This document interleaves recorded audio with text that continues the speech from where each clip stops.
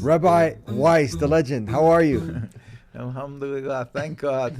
Baruch Hashem. And Dr. Imam Dermali, how are you? Alhamdulillah, بصدر. They say a picture is 1,000 words, but now video is going to be much more. So we have a organic Gazan, Palestinian, is correct? Yes. And then we also have an Orthodox Jewish rabbi. And the world thought the two can't sit together. Sit together. We love each other. We love each other, truly. Yeah. Wow. We met before, yes. Yeah. See, right now, someone's tuning in, and they've been watching Fox News, and they're watching all the other Hannity's and all the other mainstream pundits. They're like, it's a Muslim-Jewish thing, but they're watching now. They're getting a totally different story. Yes. Yeah. Well, with the help of the Almighty, first I pray to the Almighty to bestow upon me His truth, His wisdom, that I may be worthy of conveying His message, and so sanctify His name, and inshallah bring peace to the world. What you're saying, this is so much the Nakba, this colossal, this catastrophe.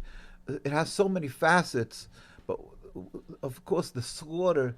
And as our distinguished Imam is going to talk, we can't. There's no words now to talk. There's sometimes we say in one of the verses of the Torah that sometimes silence is because there's no words to describe what is happening in Gaza, and the Imam personally has it's beyond words. Over 30 relatives were just murdered in Gaza. There's no words to describe this, but this is part of this.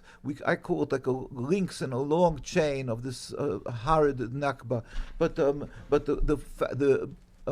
it's predicated. It's Zionists on their narrative that it's like you were saying, a religious conflict when everybody who's from the Arab Muslim community or from the Jewish community will talk about how we lived in total harmony and peace for literally for hundreds of years. We lived, and not only we lived for hundreds of years in peace, but we were saved by the Muslim community.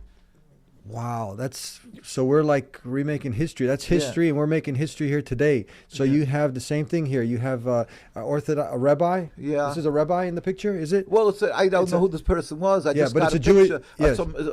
A God-fearing Jew. It's a Jew and a Muslim together, and they're holding hands, just like you guys were. Wow, that's amazing. This is This is in Palestine before 1948. Right, and not only that, but we have to remember that throughout our history, the Jewish people, unfortunately, Christianity had an idea that they have to convert, or else people to Christianity, or else you're going to burn in hell.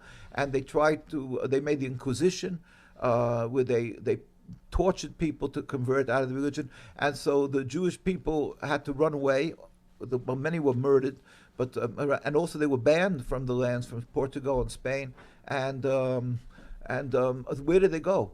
It was the Muslim lands that took in the Jews throughout this history. Although we have a distinctly different religion, but we believe in one God, and there was never an impediment to coexistence, even though we have distinctly different, and there was no human rights groups to protect. We simply were embraced, given a safe haven, and we flourished.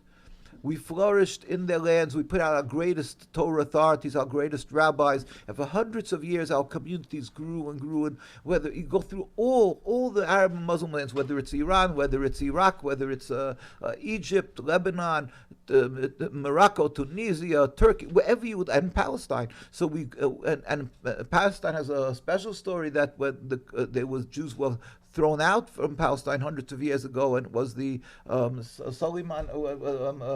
They took the Jews back in, so we were taken in by the Muslims, and we lived there and flourished. So they had three distinctive communities. You had the Muslim, and then the Christian. Muslim was the largest, and the Christian was the second, and then you had the Jewish community. Yes. and with the different religions, but they lived together in the same courtyards, babysat each other's children. In fact, Babysat each other's children.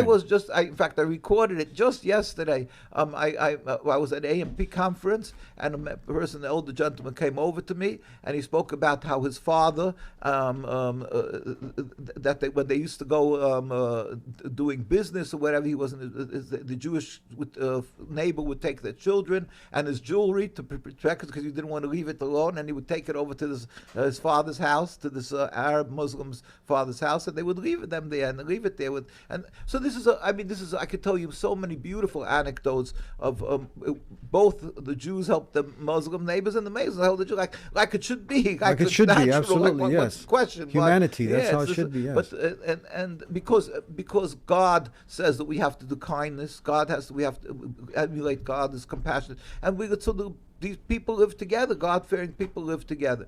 So that's the basic. So it's really tragic when people today, when they see a Muslim and a Jew greeting each other, they say, "Wow!" It's like a surprise. That is one of the core part of the catastrophe of the Nakba.